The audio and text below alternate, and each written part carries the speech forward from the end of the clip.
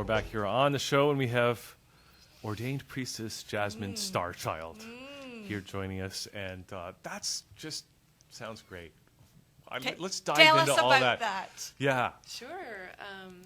I'm a shamanic priestess, so what that means is that I've taken vows and initiations to serve the divine, more specifically the essence of the goddess, which is the divine feminine. And my specialty, though, as a priestess, is to empower and educate women regarding menstruation. Boy, it's all about menstruation today, isn't it is. But you're getting your education here, Hugh. I'm really glad you showed up today, You're really Gail. glad I showed up, yeah. So tell us how, as a divine priestess and this connection to the goddess, how come you got menstruation? I don't understand. How does that work? Well, what I was in meditation, and I asked, how can I serve the world? Right. What is the missing link? How can we get humanity back on track? And I was given that as a message. I was asked to empower the women of the world to return their sacred womb blood back to the land. And that when women do so, we would be able to actually take men back from war. We'd be able to stop them offering the blood of death. See, a woman's blood is the blood of life. It nurtures and nourishes the land. And so we've actually become disconnected from the earth, from ourselves, from each other as women or as sisters, as friends, from the divine cosmos. And so when a woman is in her menstrual cycle, she actually becomes very open and connected to all of the things that I just mentioned. So by reclaiming menstruation as a sacred act, we reclaim all of those connections. So you're saying then that, I think the perception out there, especially when we were talking with Kim and Amy earlier, was that there's this stigma around menstruation. Sure. There's this don't talk about it, keep it hidden, and there's all these words that we use for it instead of just talking about it very openly. See, I'm all about talking about it. You're all about talking I'm about it. all about talking about menstruation. But now what you're saying is that basically there's a need to bring it back to the earth, you said. 100%. And what does that mean? Do you yeah, mean literally? That's my question. And how does it work? Yeah, I mean literally, because first I'll just touch on what you were saying about the past, because it's really important for us to understand that there is a reason that we were sort of disconnected, and that's because it's such a powerful act. And what we used to do was see, our hormones are triggered by light.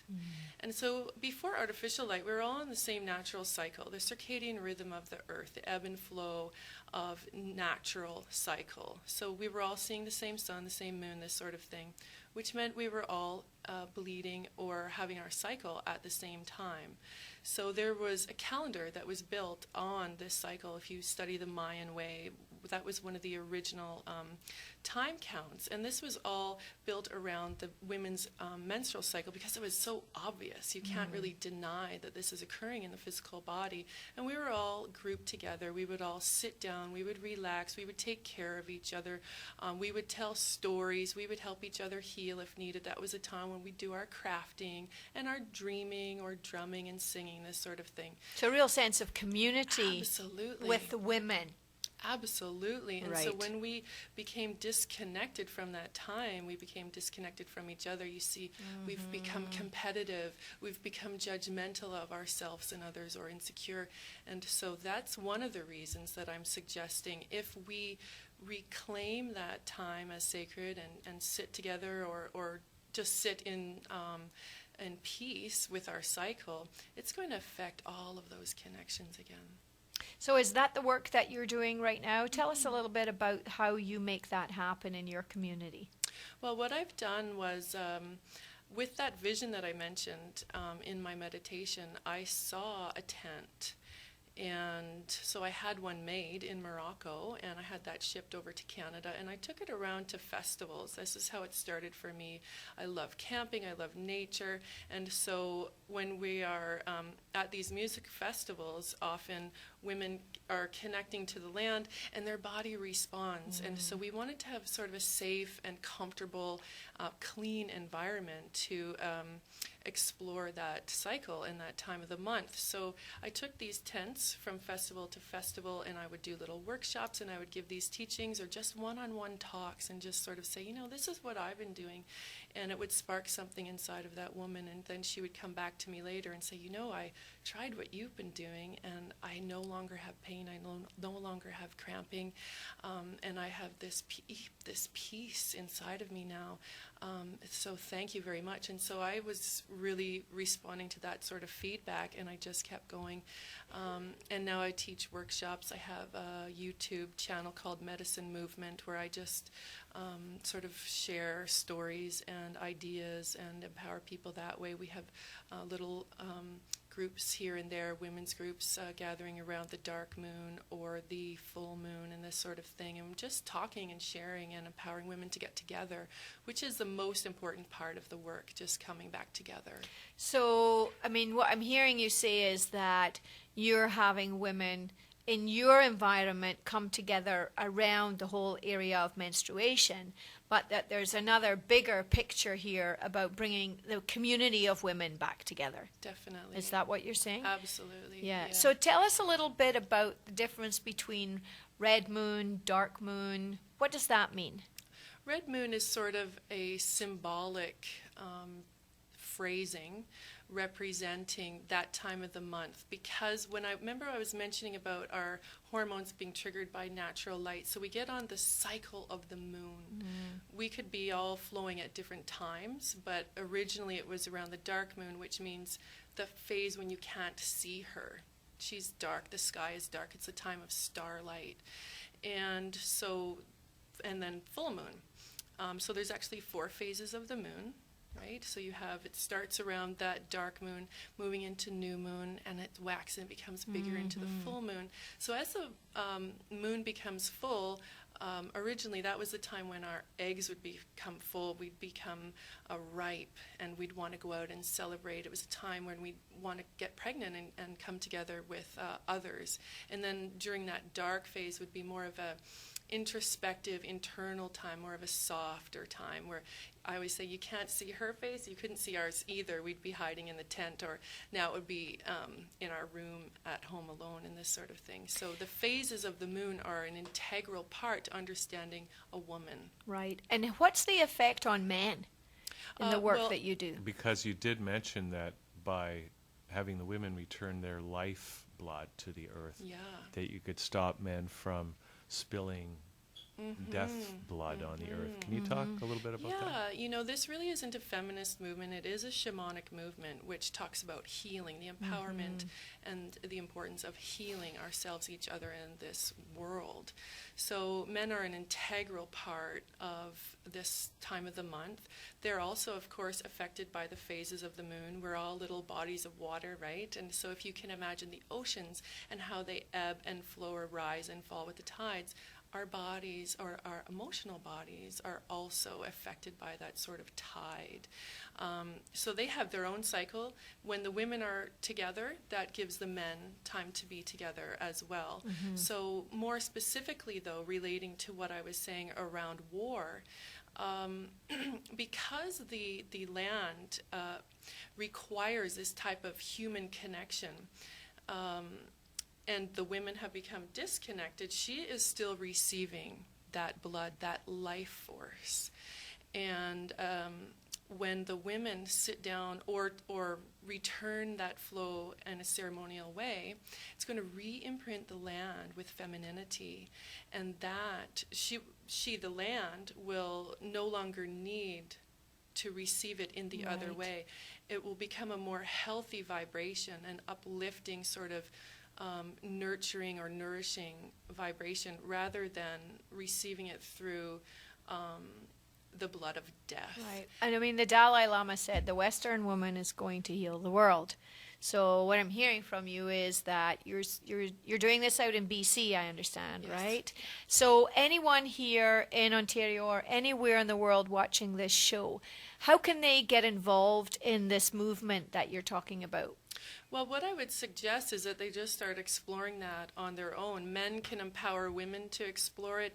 Women who are no longer bleeding can support that time through meditation or maybe taking the children for a day so that a fertile woman who is bleeding can have her time alone.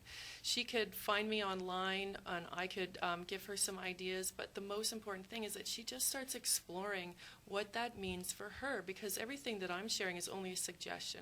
It's only something to just sort of spark what might work for someone else. So the first and probably most important thing would just be taking time to be alone, taking time to slow down during that time. Wow, which is quite a challenge for a lot of women Absolutely. nowadays. And this is why I'm saying that it will shift everything, because if women start to see the need for that time, to be alone or together with their sisters instead of working the 9 to 5, popping a pill, saying they're fine, putting on their tight pants.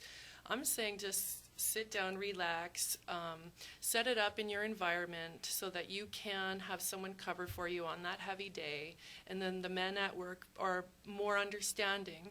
So that creates a nicer work environment, it creates a nicer home environment, all of this sort of thing. So instead of having that static of a woman not being comfortable and not feeling like, hey, I don't want to be in this place right now. I need to be in a hot, warm bath, relaxing with no makeup and just doing my own thing. She's going to come back to those environments feeling much more replenished. But that's got to be difficult, though, because a lot of the workplace, for example, it's a man's creation, in a sense. Well, it comes from women are also taking on a lot of masculine energy. right, exactly, from the work to fit environment. into that masculine Right, but it's how do world. that's some of the work that I do with women. I call it the vulnerable strength of the fully feminine, is how do you, as a woman, connect to the feminine energy, which is extremely empowering, but has to be grounded, right? So how do you work with women to be able to help them see the benefit that they will get if they follow through with this? There's a bit of a re-education process. Oh, absolutely. A bit of a re-education. We have to reprogram the way everything is being done. So what I'm doing is presenting a really radical, extreme concept. And I'm okay with that right now, because what it's doing is sort of shaking up the way people are thinking. I'm not expecting this to shift overnight. I'm not expecting for women who are uncomfortable to do this. This isn't necessarily for everyone, but for people that are ready, it's a wonderful way to reclaim your health and teach our children. And that's what I'm looking forward to. I'm looking forward to us creating new jobs. The way the world is, it's happening that way anyways. We are reformatting the way things are structured now. So I'm just sort of planting these ideas right now as seeds and hope that they grow. Now help me to understand on your website. So tell our audience what your website is. Sure. I don't have a business per se, so the website is more of a women's forum. It's like an online red tent where they can hear all these stories and share sort of health issues, get feedback from other women. And that is called redmoon13.ning.com. So it's redmoon13.ning.com, and that's the ladies only red tent. There's also the YouTube videos I mentioned, which is Medicine Movement, all one word, and then my name is Jasmine Starchild. You can always look me up and find me So online. a woman going onto this page, what are they going to find? What are they going to see when they go on there? They're going to see a lot of interesting stories, women that are sharing things that are taboo subjects and getting really uncensored feedback.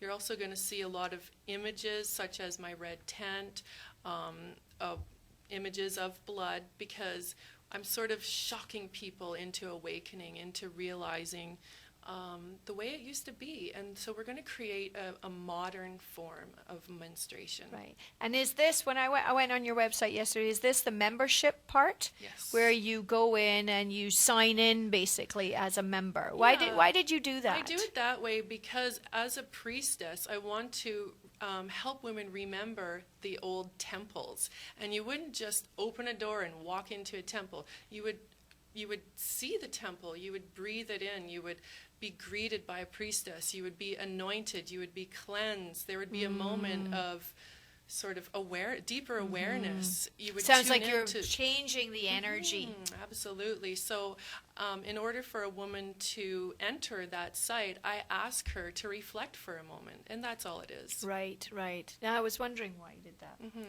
Also, it's a women's only site, Right. and so I ask a couple of specific questions. Not because men aren't welcome, but because we do talk about things like rape, things that have caused a lot of trauma to women, and we want to create a safe environment there for us to go deeply. And that is what women need in order to be able to go into intimate subjects like that, is to have a sense of safety, for sure. Well, you're creating that with what you're doing.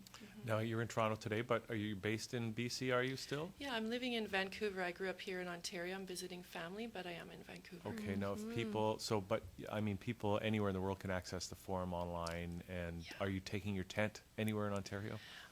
Currently, my tent is stuck at the border. Oh, dear. I had it down in California and Oregon and Sedona, and I was doing sort of a West Coast tour. Right. And I have to find a way to get that back into Canada. So we'd like to set it up this summer in a few places, and I would love some invitations. Yeah. And how are you promoting this movement that you have going here? Well, it's a very underground type of thing, so it's all word of mouth or Right. moments like this. And I'd like to say thank you for this opportunity to share that message. Okay, well, great. Wonderful. Well, thanks for coming on. Thank you for very coming. much. Very interesting. And I guess so anybody wants to follow up, just go to the website redmoon13.ning.com, right? Yeah, thank you. Okay. Yeah. All right. Great. Thank you for sharing all of that with us today. Yeah. Well, great. Well, thanks Yeah. for doing this, and My really pleasure. enjoyed hosting with you. I got to sort of take a little break at some of those